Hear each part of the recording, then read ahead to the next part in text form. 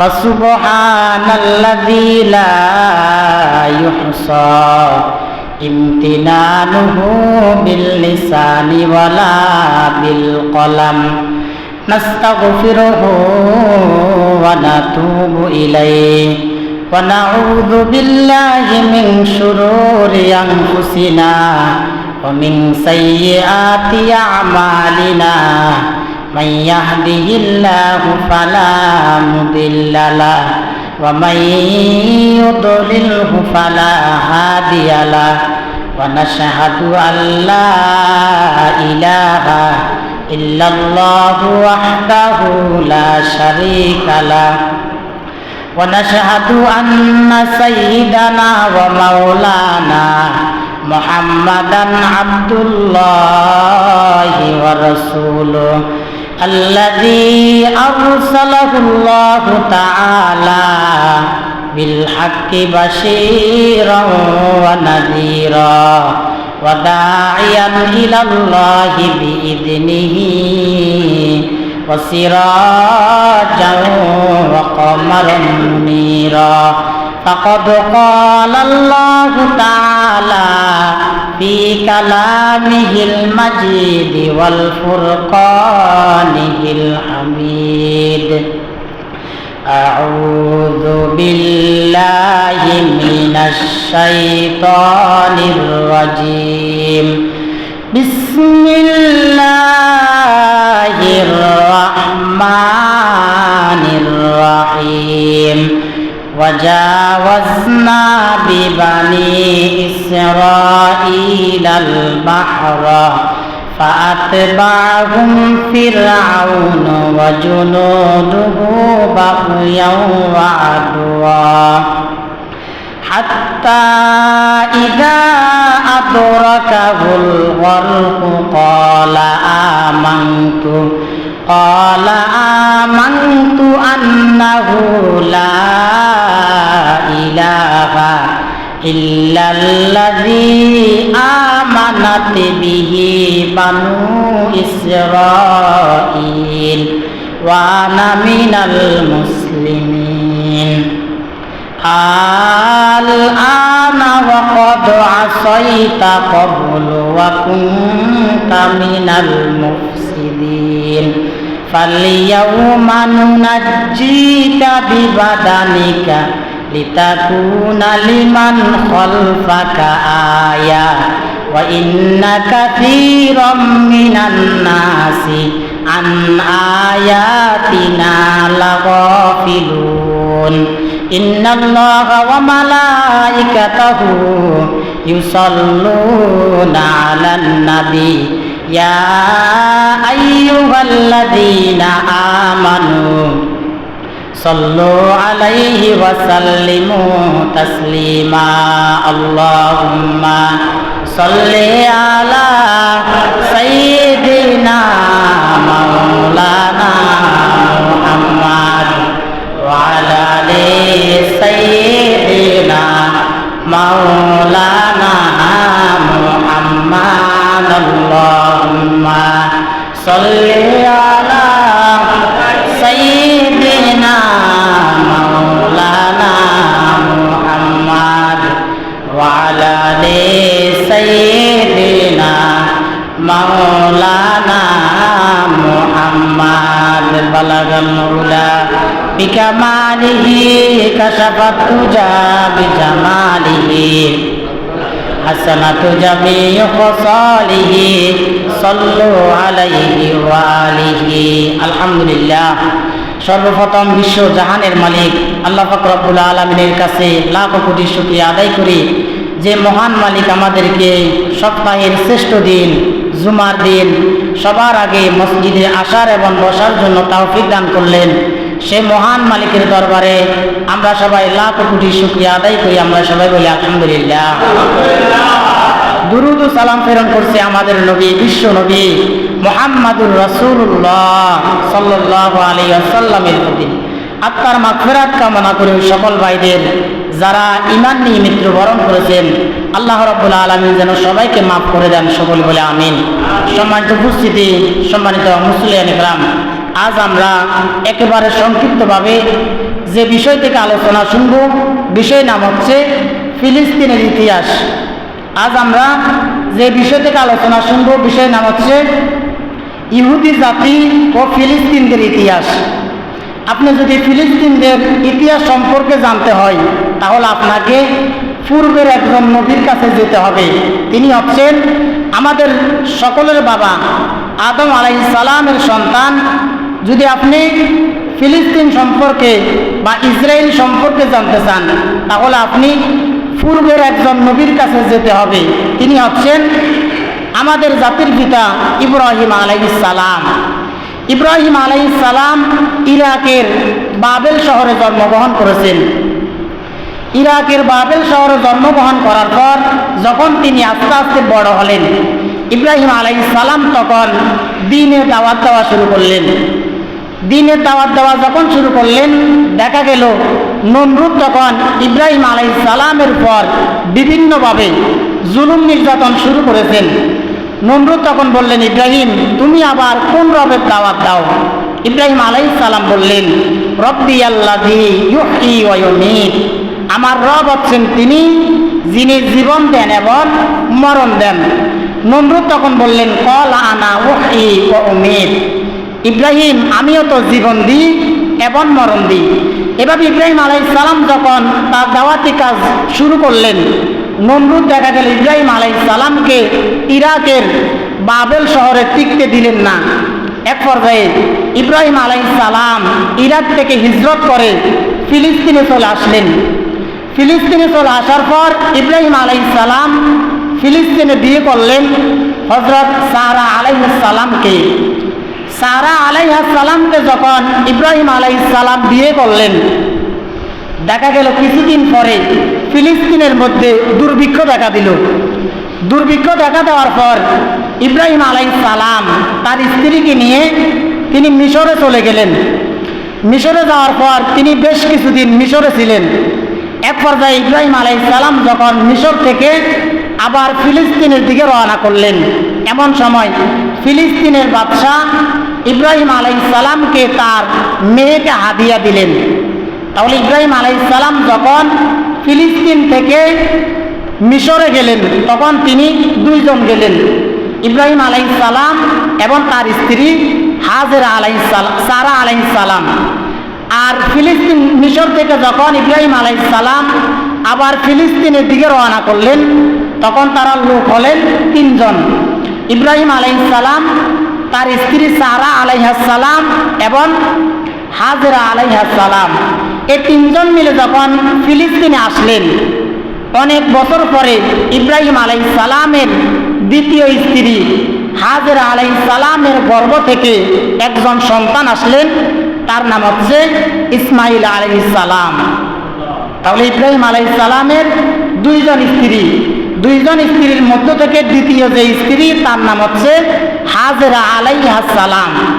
আর হাজেরা আলাইহিস সালামের গর্ভ থেকে একজন সন্তান আসলেন, তার নাম হচ্ছে ইসমাইল আলাইহিস সালাম।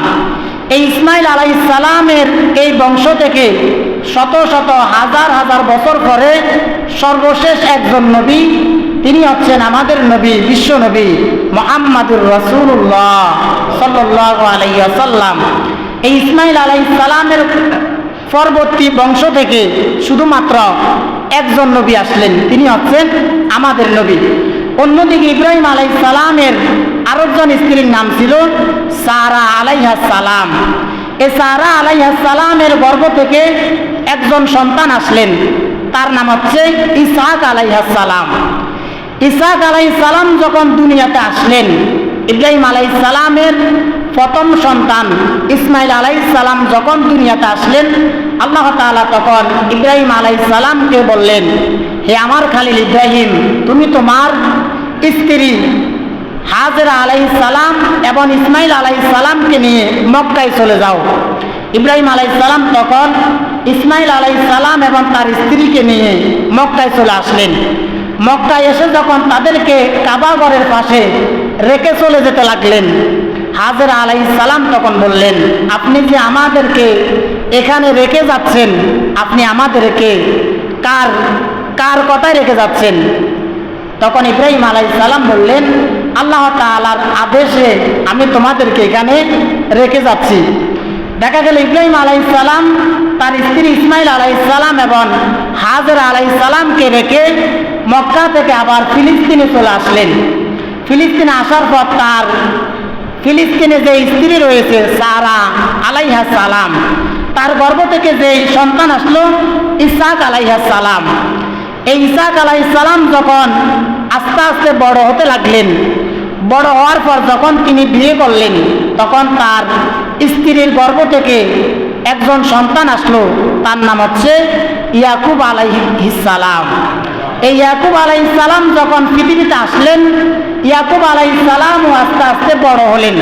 বড় হওয়ার পর ইয়াকুব আলাইহিস সালাম যখন বিয়ে করলেন, বিয়ে করার পর ইয়াকুব আলাইহিস সালামের মোট 12 জন সন্তান ছিল। এই 12 জন সন্তানের মধ্য থেকে আল্লাহ তাআলা একজন সন্তানকে নবী বানালেন, তার নাম হচ্ছে ইউসুফ আলাইহিস সালাম। এই 12 জন সন্তানের মধ্য থেকে একজন সন্তানের নাম ছিল ইয়াহুদা। পরবর্তীতে এই ইয়াহুদা থেকে ইহুদি জাতি সৃষ্টি হয়েছে। তাহলে বর্তমানে ইহুদি জাতি সৃষ্টি হওয়ার পিছনে যে কাহিনী রয়েছে সেটি হচ্ছে, ইহুদি জাতি সৃষ্টি হয়েছে ইব্রাহিম আলাইহিস সালামের সন্তান ইসহাক আলাইহিস সালাম। আর ইসহাক আলাইহিস সালামের সন্তান ছিলেন ইয়াকুব আলাইহিস সালাম। এই ইয়াকুব আলাইহিস সালামের 12 জন সন্তানের মধ্য থেকে একজন সন্তানের নাম ছিল ইয়াহুদা।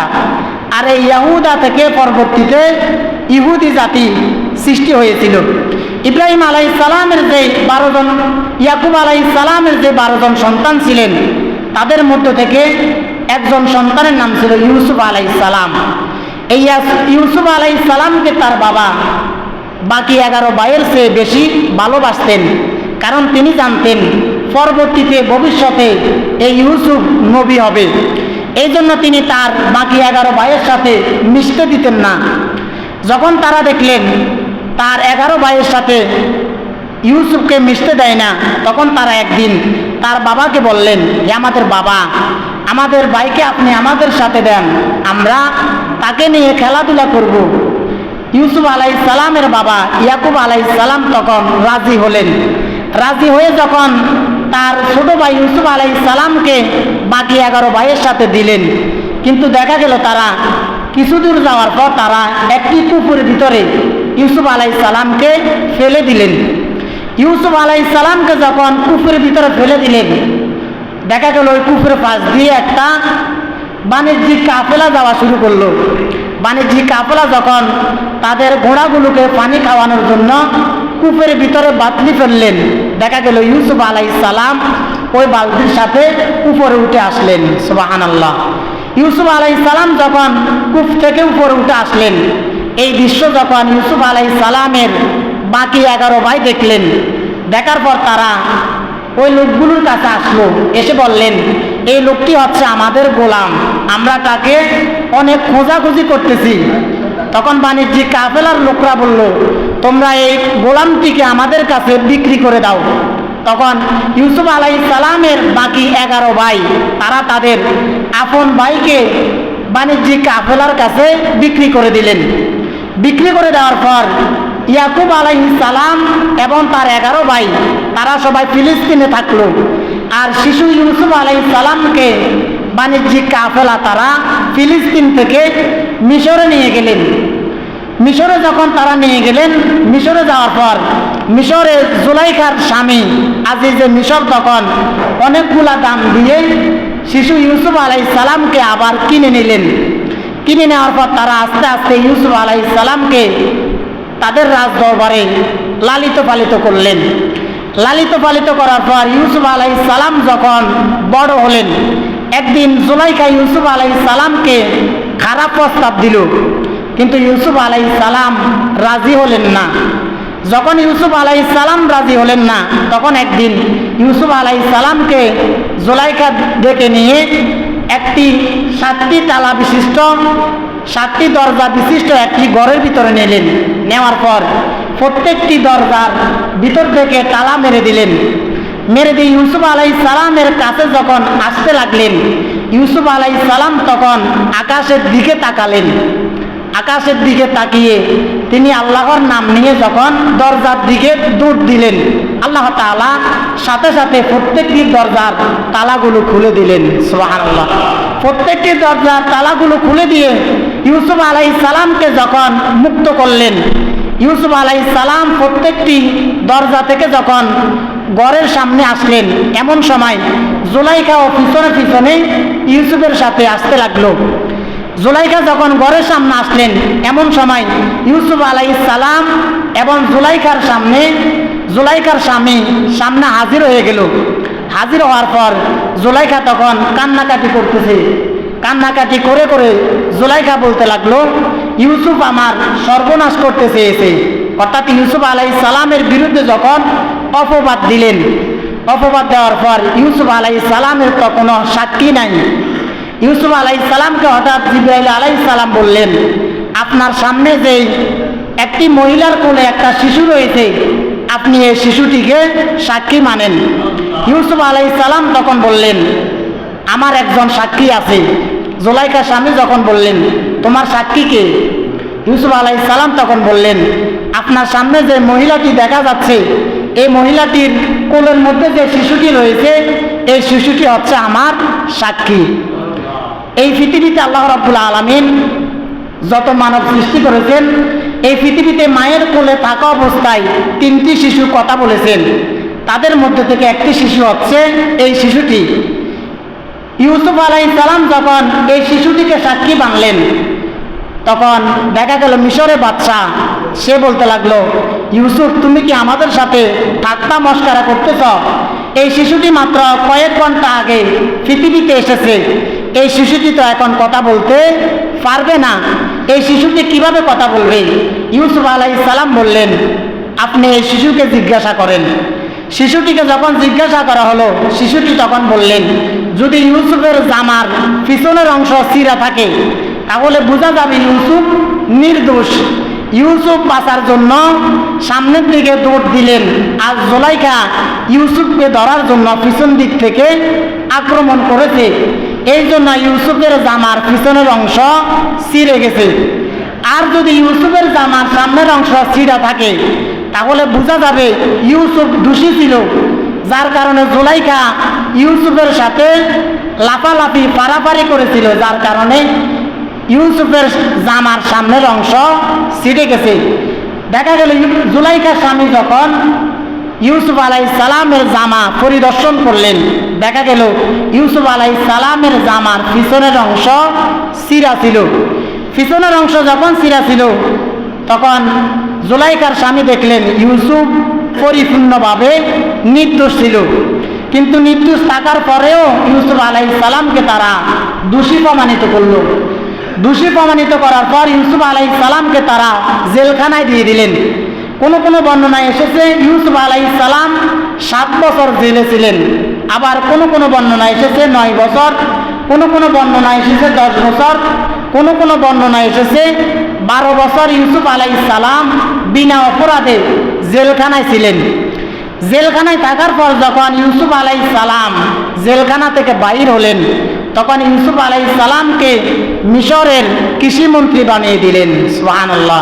অর্থাৎ ইউসুফ আলাইহিস সালাম 12 বছর পর যখন নির্দোষ প্রমাণিত হলেন, নির্দোষ প্রমাণিত হয়ে যখন তিনি জেল থেকে বের হলেন, তখন তাকে মিশরের খাদ্যমন্ত্রী বানিয়ে দেওয়া হলো। খাদ্যমন্ত্রী যখন ইউসুফ আলাইহিস সালামকে বানিয়ে দিলেন, এমন সময় দেখা গেল ফিলিস্তিনের মধ্যে আবার দুর্ভিক্ষ দেখা দিল। দুর্ভিক্ষ দেখা দেওয়ার পর ইউসুফ আলাইহিস সালামের 11 ভাই, যারা ইউসুফ আলাইহিস সালামকে কুফরের ভিতরে ফেলে দিল, তারা আবার ফিলিস্তিন থেকে মিশরে গেল। মিশরে যাওয়ার পর ইউসুফ আলাইহিস সালাম তার ভাইদেরকে দেখে চিনতে পারলেন। তার ভাইদেরকে দেখার পর ইউসুফ আলাইহিস সালাম তার ভাইদেরকে অনেকগুলো খাবার দিলেন।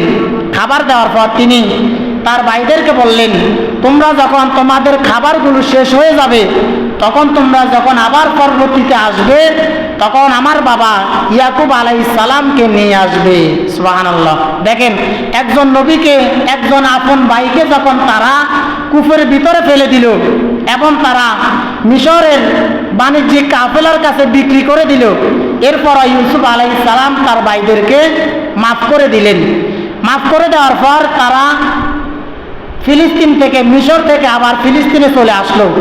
আসার পর কিছুদিন পর তারা একসাথে বনি ইসরায়েলের 70 জন, ইয়াকুব আলাইহিস সালাম এবং তার 11 ভাই, 11 সন্তান এবং তার পরিবারের বনি ইসরায়েলের যত বাহিনী রয়েছে মোট 70 জন মিলে তারা আবার মিশরে চলে গেলেন।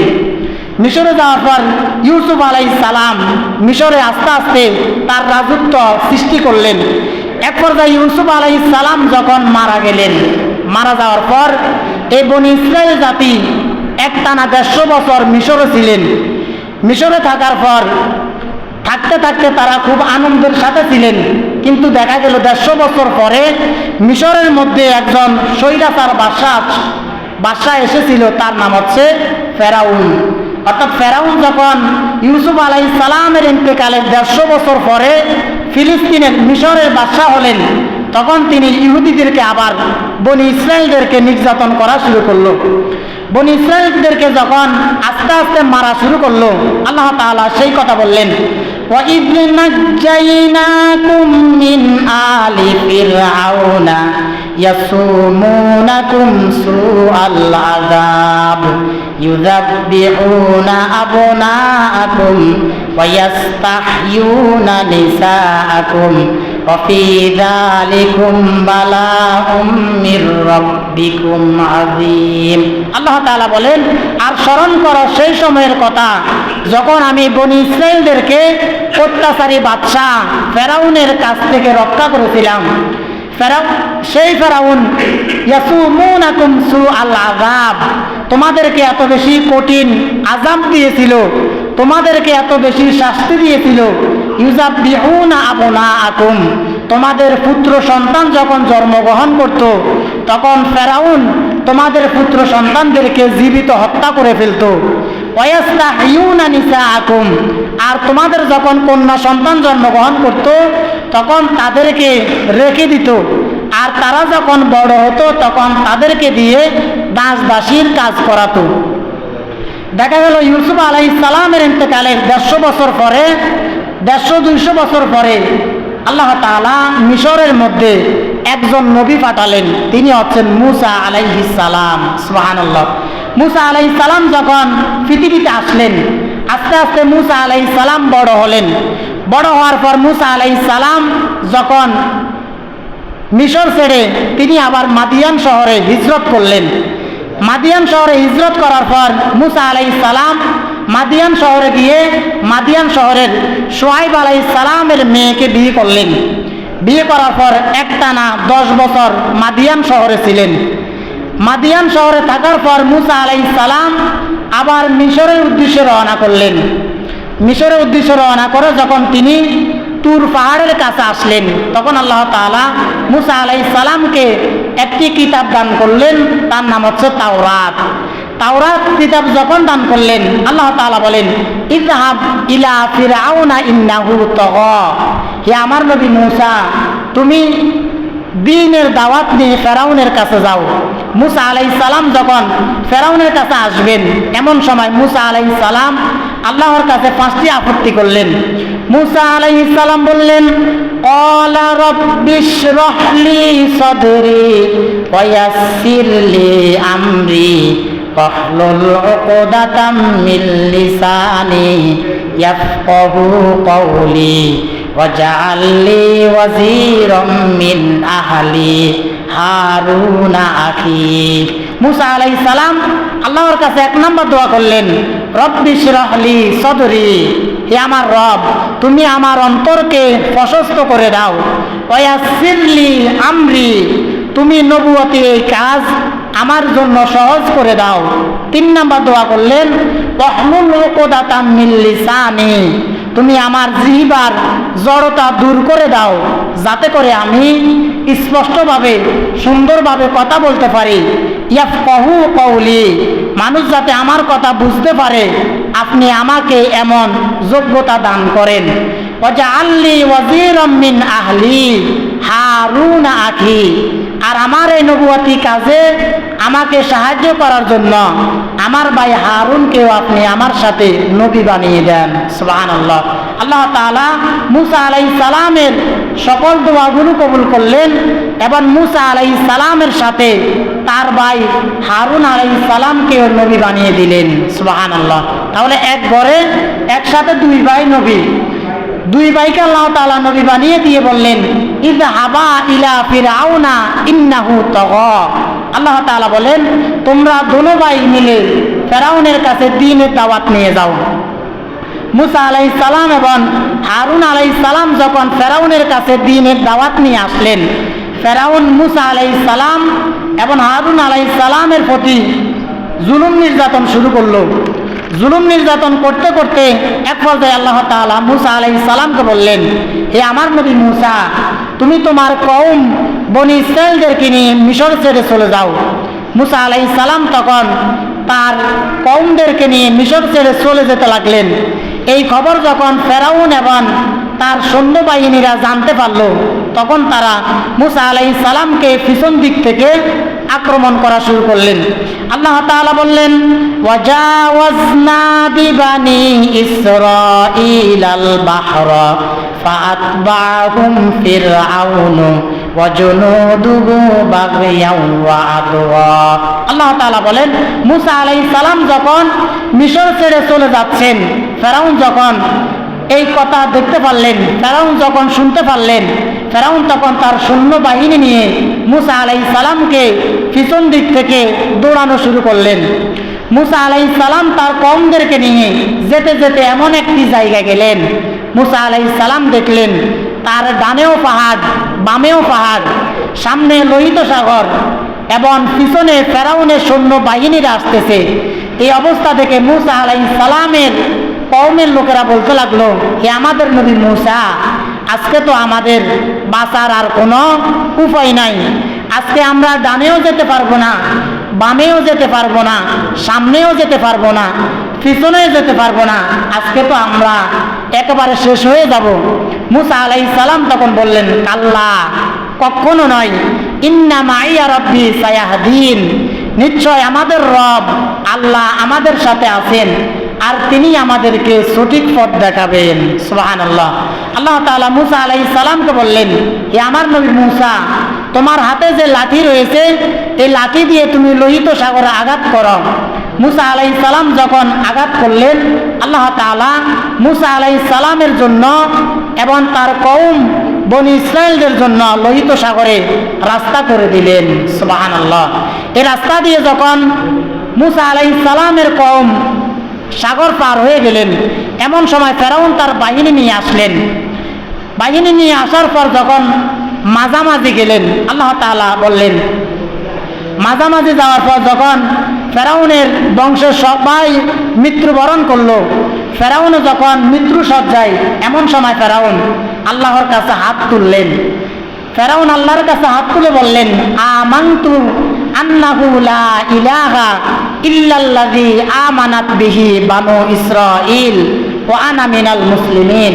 ফেরাউন তখন বলতে লাগলো, আমানতু, আমি ঈমান এনেছি, আন্নাহু লা ইলাহা ইল্লাল্লাযী আমানাত বিহি বানু ইসরাঈল, বনি ইসরাঈলের লোকেরা যে আল্লাহর প্রতি ঈমান এনেছে, আমিও সেই আল্লাহর প্রতি ঈমান এনেছি।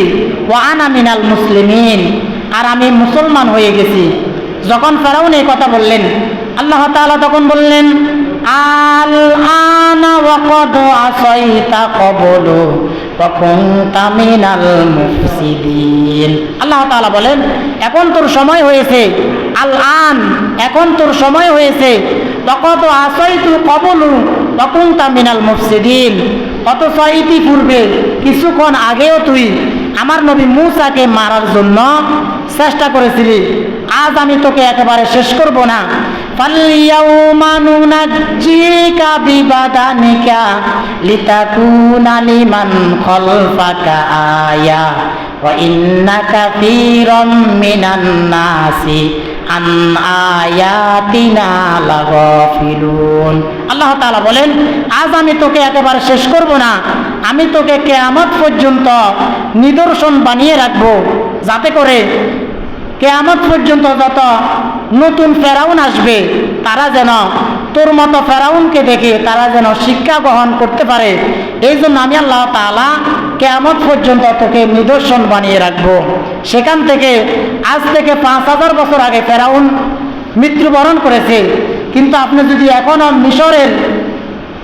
যদি মিশরে যান তাহলে ফেরাউনের লাশটা এখনো দেখতে পারবেন। আজ থেকে 5000 বছর আগে ফেরাউনের লাশ যেভাবে ছিল এখন পর্যন্ত ফেরাউনের লাশ ঠিক একইভাবে আছে, কারণ আল্লাহ তাআলা ফেরাউনের শরীরে কোনো মশা মাছি পর্যন্ত গিনাই বসে না। তাহলে মুসা আলাইহিস সালামের যখন লোহিত সাগর পার হয়ে গেলেন এবং ফেরাউন যখন লোহিত সাগরে মৃত্যুবরণ করলেন, এরপর মুসা আলাইহিস সালাম তার কওমদেরকে নিয়ে কানানের উদ্দেশ্যে রওনা করলেন।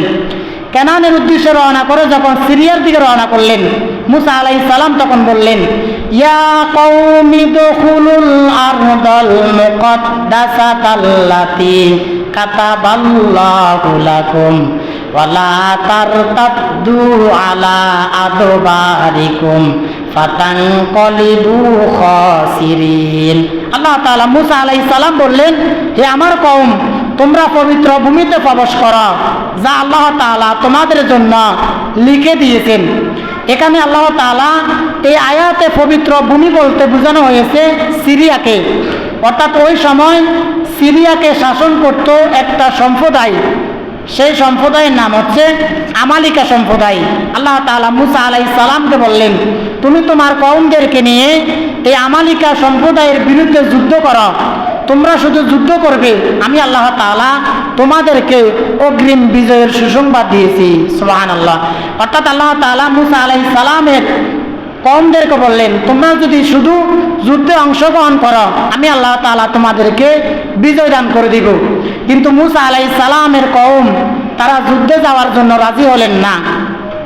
মুসা আলাইহিস সালামের কওম বলতে লাগলেন, ক্বালু ইয়া মুসা ইন্না লান নাদখুলাহা আবাদাম মা দামু ফিহা ফাযহাবু আনতা ওয়া রাব্বুকা ফাকাতিলা ইন্না হাহুনা কাঈদুন। তারা মুসা আলাইহিস সালামকে বলতে লাগলেন, হে মুসা, এই আমালিকা সম্প্রদায় যতক্ষণ এই দেশে থাকবে আমরা ততক্ষণ পর্যন্ত এই শহরে ঢুকবো না। ফাযহাব আনতা ওয়া রাব্বুকা, ফাযহাব আনতা আপনি যান, ওয়া রাব্বুকা আপনার রবকেও নিয়ে যান, ফাকাতিলা আপনারা দুইজনে মিলে যান, ইন্না হাহুনা কাঈদুন আমরা এখানে বসে বসে আপনার আর আপনার আল্লাহর যুদ্ধের তামসা দেখি। নাউজুবিল্লাহ। অর্থাৎ মুসা আলাইহিস সালাম যখন তার কওমদেরকে আমালিকা সম্প্রদায়ের বিরুদ্ধে যুদ্ধ করার জন্য বলেছিলেন, তখন তার কওমের লোকেরা মুসা আলাইহিস সালামকে বললেন, হে আমাদের নবী মুসা, তুমি আর তোমার আল্লাহ গিয়ে এই আমালিকা সম্প্রদায়ের বিরুদ্ধে যুদ্ধ করো, আমরা এখানে বসে বসে তোমার আর তোমার আল্লাহর যুদ্ধের তামসা দেখি। এই কথা যখন বনী ইসরাইলের লোকেরা বললেন, মুসা আলাইহিস সালাম তখন কষ্ট পেলেন। আল্লাহ তাআলা বনী ইসরাইলের এই কথা পছন্দ করলেন না।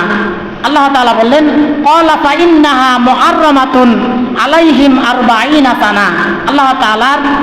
আল্লাহ তাআলার কথা অমান্য করার কারণে 40 বছর পর্যন্ত এই বনী ইসরাইল জাতিকে আমালিকা সম্প্রদায়ে অর্থাৎ সিরিয়াতে ঢুকা আল্লাহ তাআলা হারাম করে দিয়েছেন।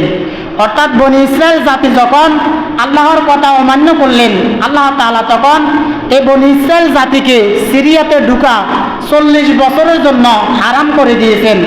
এবং মুসা আলাইহিস সালামের সাথে বেয়াদবি করার কারণে আল্লাহ তাআলা বনী ইসরাইল জাতিকে 40 বছর পর্যন্ত উন্মুক্ত একটি কারাগারে বন্দী করে রাখলেন। অর্থাৎ যে কারাগারের চারপাশে কোনো দেওয়াল ছিল না। মুসা আলাইহিস সালাম এবং তার কওম যখন বন্দী ছিলেন, বন্দী থাকার পর দেখা গেল উপর থেকে যখন রৌদ্র পড়া শুরু করলো, গরম পড়া শুরু করলো, তখন মুসা আলাইহিস সালামের কওমের লোকেরা যখন সহ্য করতে পারলো না, তখন তারা মুসা আলাইহিস সালামকে বললেন, হে আমাদের নবী মুসা, আমরা তো এই মরুভূমিতে টিকতে পারি নাই, তুমি তোমার রবকে বলো তিনি যেন আমাদেরকে ছায়ার ব্যবস্থা করেন। আল্লাহ তাআলা বলেন, ওয়াযাল্লালনা আলাইকুমুল গামামা, আমার নবী মুসা যখন আমার কাছে ছায়া প্রার্থনা করলো, আমি তখন সামিয়ানার মতো এক খণ্ড মেঘ দ্বারা তোমাদেরকে শান্তিময় ছায়া দান করেছি। সুবহানাল্লাহ। অর্থাৎ আমালিকা সম্প্রদায় যখন 40 বছর পর্যন্ত আমুক্ত কারাগারে বন্দী ছিলেন, বন্দী থাকার কারণে তাদের মাথার উপরে কোনো ছায়া ছিল না। যখন তারা গরমের তাপে ছটফট করা শুরু করলেন, তখন তারা মুসা আলাইহিস সালামকে বললেন, হে আমাদের নবী মুসা, তুমি আল্লাহকে বলো আল্লাহ তাআলা যেন একটু ছায়ার ব্যবস্থা করেন। মুসা আলাইহিস সালাম তখন বললেন, আল্লাহর কাছে বলার পর আল্লাহ তাআলা বনী ইসরাইল জাতির মাথার উপরে এক খণ্ড মেঘ দিলেন। এক খণ্ড মেঘ দেওয়ার কারণে তাদের মাথার উপরে আর তাদের গায়ের মধ্যে কোনো রৌদ্র পড়ে না। যখন তারা ছায়া পেলেন, এরপর তারা আবার মুসা আলাইহিস সালামকে বললেন, হে আমাদের নবী মুসা, আমরা তো আমাদের সাথে যে পানিগুলো নিয়ে এসেছি, আমাদের পানিগুলো শেষ হয়ে গিয়েছে। তুমি আল্লাহকে বলো আল্লাহ তাআলা যেন আমাদের জন্য পানির ব্যবস্থা করে। আল্লাহ তাআলা বলেন, ওয়াইদ ইসতাসকা মূসা লিকাউমিহি ফাকুলনা ইদ্রিব বিআসাকাল হাজার ফানফাজারাত মিনহু ইসনাতা আশরাতা আইনা কদ আলিমা কুল্লু উনাসিম মাশরাবাহুম। আল্লাহ তাআলা বলেন, আর স্মরণ করো যখন মূসা তার কওমের জন্য আল্লাহর কাছে পানি চাইলেন, আল্লাহ তাআলা বলেন, মূসা তুমি তোমার হাতের লাঠি দিয়ে পাথরের মধ্যে আঘাত করো। মূসা আলাইহিস সালাম যখন তার হাতের লাঠি দিয়ে পাথরের মধ্যে আঘাত করলেন, আল্লাহ তাআলা সাথে সাথে পাথরের মধ্য থেকে 12টি জন্না দিয়ে দিলেন। সুবহানাল্লাহ। পাথরের মধ্য থেকে যখন 12টি জন্না হয়ে গেল, মুসা আলাইহিস সালামের যে 12টি কওম ছিল, ওই 12টি কওম 12টি জন্না থেকে পানি পান করা শুরু করলেন। দেখা গেল এখন তাদের মাথার উপরে ছায়াও আছে, পানিও আছে। এরপর তারা আবার মুসা আলাইহিস সালামকে বললেন, মুসা, আমাদের তো পানি শেষ হয়ে গিয়েছে, তুমি আমাদেরকে পানি দিয়েছ, কিন্তু আমাদের তো খাবার নাই, আমরা তো না খেয়ে মারা যাব। তুমি তোমার আল্লাহকে বলো তিনি যেন আমাদেরকে খাবারের ব্যবস্থা করেন। আল্লাহ তাআলার কাছে মুসা আলাইহিস সালাম যখন দরখাস্ত করলেন, আল্লাহ তাআলা বলেন, ওয়া আনজালনা আলাইকুমুল মান্না ওয়াস সালওয়া। আল্লাহ তাআলা বলেন, আমি তোমাদের জন্য আসমান থেকে মান্না এবং সালওয়া নাজিল করলাম। সুবহানাল্লাহ। পৃথিবীর একমাত্র জাতি বনী ইসরাইল যারা দুনিয়াতে থাকা অবস্থায় জান্নাতি খাবার খেয়েছেন। এখন তাদের ছায়াও আছে, পানিও আছে এবং খাবারও আছে। কিছুদিন যাওয়ার পর তারা মুসা আলাইহিস সালামকে বললেন, মুসা, এক ধরনের খাবার সব সময় খেতে আমাদের কাছে ভালো লাগে না, তুমি তোমার আল্লাহকে বলো আমাদেরকে যেন এই খাবারগুলো পরিবর্তন করে দেন। দেখেন, জান্নাতি খাবার হচ্ছে এমন একটি খাবার, বনী ইসরাইল জাতি কোনো কাজ কাম করা লাগতো না, তারা শুধু বসে বসে খাবারগুলো খেতেন। যখন তাদের খাবারের সময় হতো, তখন আসমান থেকে ফেরেশতারা প্যাকেটে প্যাকেটে তাদের জন্য খাবারগুলো দিয়ে যেতেন, আর তারা ওই খাবারগুলো খেতেন। কিন্তু দেখা গেল কিছুদিন খাওয়ার পর তারা বলল, মুসা, এক ধরনের খাবার সব সময় খেতে আমাদের কাছে আর ভালো লাগে না, আল্লাহকে বলো তিনি যেন খাবারগুলো পরিবর্তন করে দেন। তবে খাবারগুলো যেন এমন হয়, আল্লাহ তাআলা বললেন, ওয়াইদ কুলতুম ইয়া মূসা লান নাসবিরা আলা তাআমিন ওয়াহিদিন ফাদউ লানা রাব্বাকা ইউখরিজ লানা মিম্মা তুমবিতুল আরদু মিন বাকলিহা ওয়া কিসাইহা ওয়া ফুমিহা ওয়া আদাসিহা ওয়া বাসলিহা। তারা বলল, মূসা, হে মূসা, এক ধরনের খাবার খেতে আমাদের কাছে আর ভালো লাগে না, এক ধরনের খাবারে আমরা অভ্যস্ত হতে পারতেছি না, আমরা সবর করতে পারতেছি না, তুমি তোমার রবকে বলো তিনি যেন আমাদেরকে খাবারগুলো পরিবর্তন করে দেন, আর খাবারগুলো যেন এমন হয় মিন বাকলিহা শাকসবজি, পকিসাইহা শশা, পফুমিহা গম বা রসুন, ওয়া আদাসিহা মসুর ডাল, অবাসলিহা পেঁয়াজ। অর্থাৎ খাবারগুলো যেন এমন হয় শাকসবজি, শশা, গম বা রসুন, মশার ডাল, পেঁয়াজ, অর্থাৎ এই ধরনের খাবার যাতে হয়, তারা খাবারের তালিকাগুলো মুসা আলাইহিস সালামকে দিয়ে দিলেন। মুসা আলাইহিস সালাম তখন বললেন, ক্বালা আতাস্তাবদিলুনাল্লাযী হুয়া আদনা বিল্লাযী হুয়া খায়র। মুসা আলাইহিস সালাম বললেন, আল্লাহ তাআলা তোমাদেরকে এত উত্তম খানা দিয়েছেন, এই উত্তম খানা ছেড়ে দিয়ে তোমরা জমিনের খানা খেতে চেয়েছ, উত্তম খানা বাদ দিয়ে তোমরা যেহেতু নিম্নমানের খাবার খেতে চাচ্ছ, আল্লাহ তাআলা আমাকে বলে দিয়েছেন, ইহবিতু মিসরান ফাইন্না লাকুম মা সাআলতুম। মুসা আলাইহিস সালাম বললেন, যেহেতু তোমরা নিম্নমানের খাবার চাও, তোমরা এই জনপদ ছেড়ে অন্য জনপদে চলে যাও, যেখানে গিয়ে তোমরা চাষাবাদ করে খেতে পারবে। এক পর্যায়ে বনী ইসরাইল জাতি যখন 40 বছর বন্দী ছিলেন, এই 40 বছরের ভিতরে মুসা আলাইহিস সালাম এবং তার ভাই হারুন আলাইহিস সালাম মারা গেলেন। মারা যাওয়ার পর আল্লাহ তাআলা পরবর্তীতে যাকে নবী বানালেন তিনি হচ্ছেন হযরত ইউশা বিন নুন আলাইহিস সালাম। ইউশা বিন নুন আলাইহিস সালাম যখন নবী হলেন তখন তিনি বললেন, দেখো তোমরা মুসা আলাইহিস সালামের সাথে যে বেয়াদবি করেছ, এই বেয়াদবি যদি তোমরা আবার করো তাহলে আল্লাহ তাআলা তোমাদেরকে আবার বন্দী করে রাখবেন।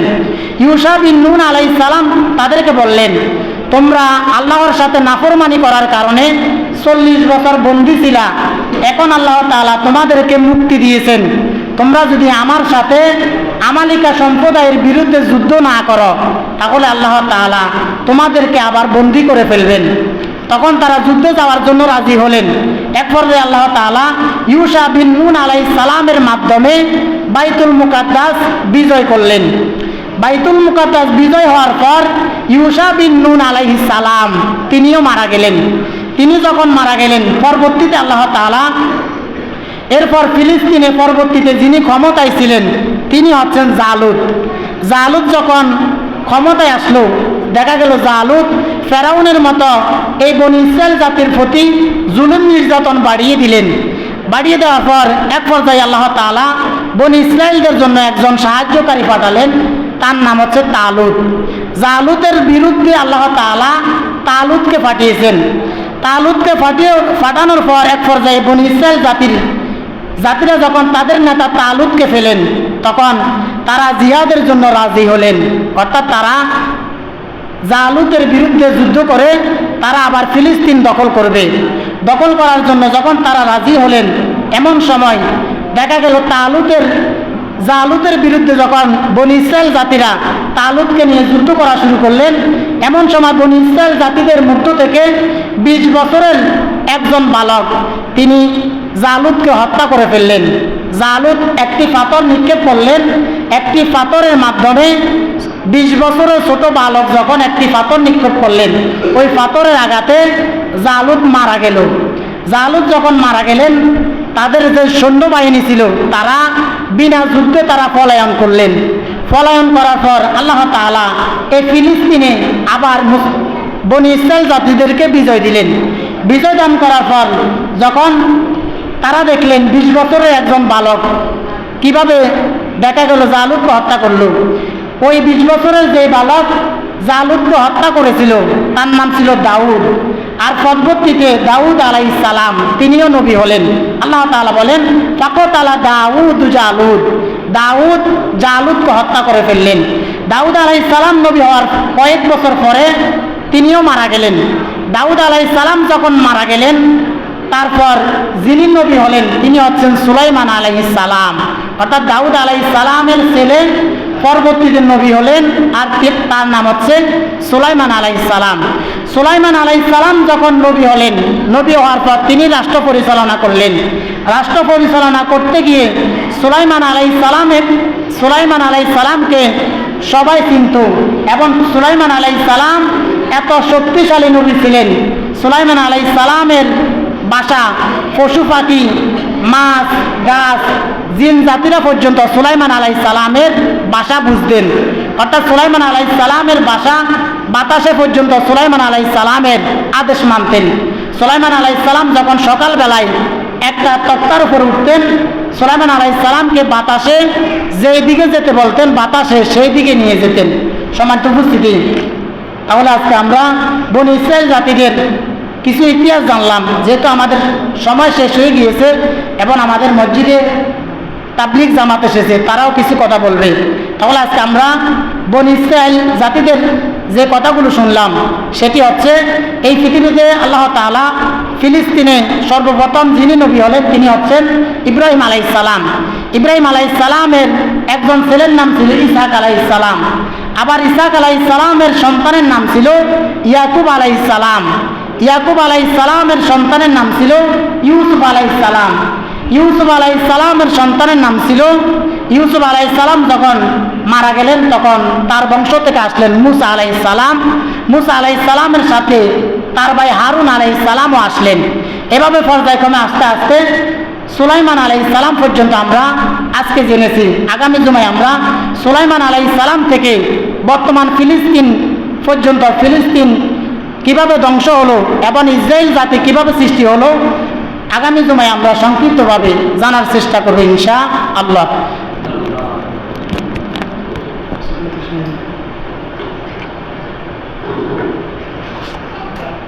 দাদা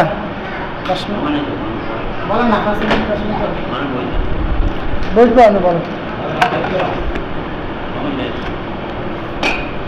যারা সুন্নত পড়েন না সুন্নত পড়েন।